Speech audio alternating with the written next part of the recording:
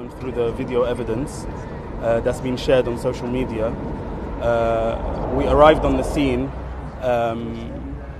within minutes after the accident, and we found the assailant on the floor. He'd been restrained by around 3 people, and the injured and deceased brother, they were being tended to, and CPR was being administered on them. We found that a group of people quickly started to collect around him, around the assailant, and some tried to hit him, either kicks or punches. By God's grace, we managed to surround him and to protect him from any harm. We stopped all forms of attack and abuse towards him that were coming from every angle. And by coincidence, while the people who were tending to the injured were calling the emergency services, a police van drove past by coincidence, so we flagged them down. We told them the situation, that there's a man, he's restrained, he mowed down a group of people with his van, and there's a mob attempting to hurt him. If you don't take him, God forbid, he might be seriously hurt. So we pushed people away from him until he was safely taken by police into custody and put into the back of the van. And that's all that we did. It wasn't me alone. There were a group of brothers, Brother Bukhalfa and some other brothers, I don't know their names, who were calm and collected and managed to calm people down and to extinguish any flames of anger or mob rule that would have taken charge had this group of mature brothers not stepped in. How worried are you about anger in the community after this attack? This community of ours in Finsbury Park is a mild-mannered, calm community, not known for their violence. Our mosques are incredibly peaceful. There won't be any. I mean, I can assure you we will do our utmost to calm down any tensions. But immediately after the incident, people were calm.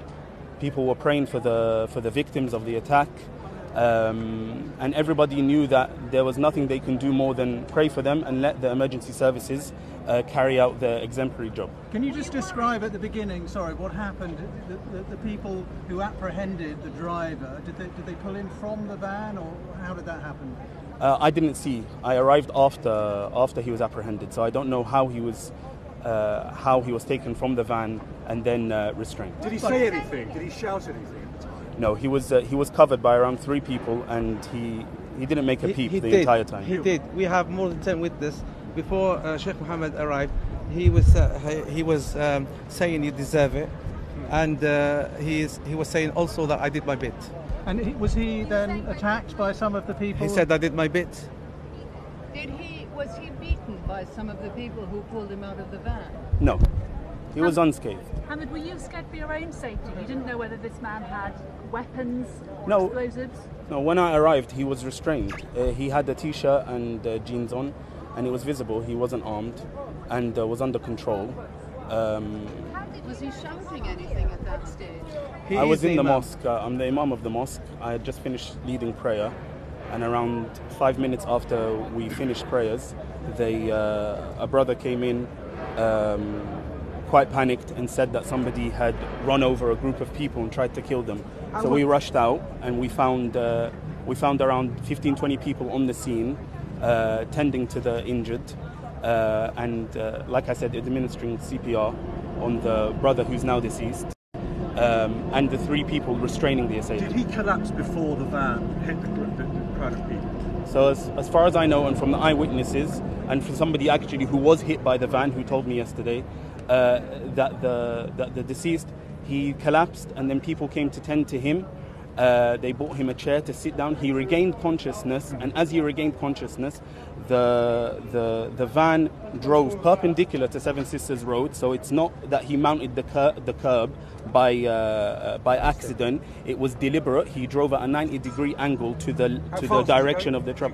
I don't know. He was very fast, but it was enough to make some people fly off to the side, and he dragged two people underneath him.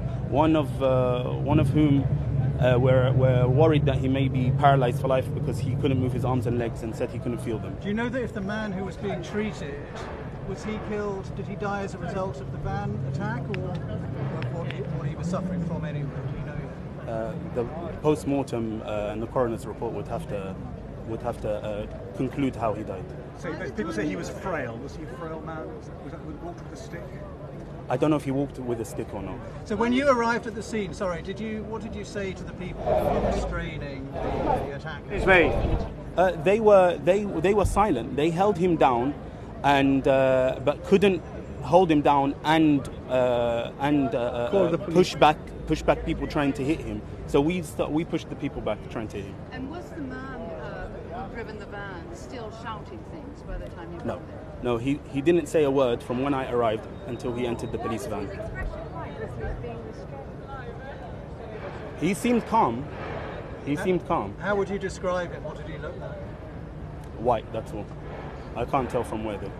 And what are your thoughts after this attack here in your community?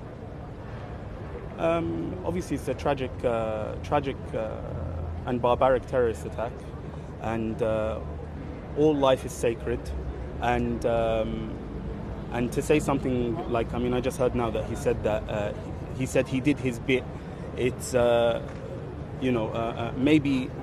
maybe proof that this demonization of the Muslim community at the hands of those who have ulterior motives and wish to divide this country and divide this great city have succeeded to some extent, influencing the vulnerable and impressionable into thinking that we're barbaric and that we are people who like to shed blood, and therefore we must be eliminated and exterminated. It's on par with the London Bridge attack, which was obviously a terrorist attack and one that we condemn. And we just hope that in times of tragedy, people come together and unite. And it was actually touching. My neighbours woke us up this morning just to give us their support and to say that they're there for us, our non-Muslim neighbours. So it's proof that the fabric of this society is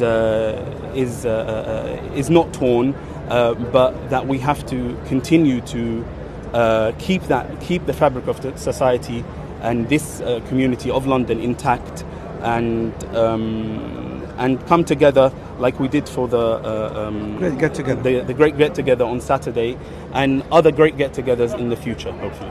Thank you very much. Thank you. Thank you very much. I don't know if you want to give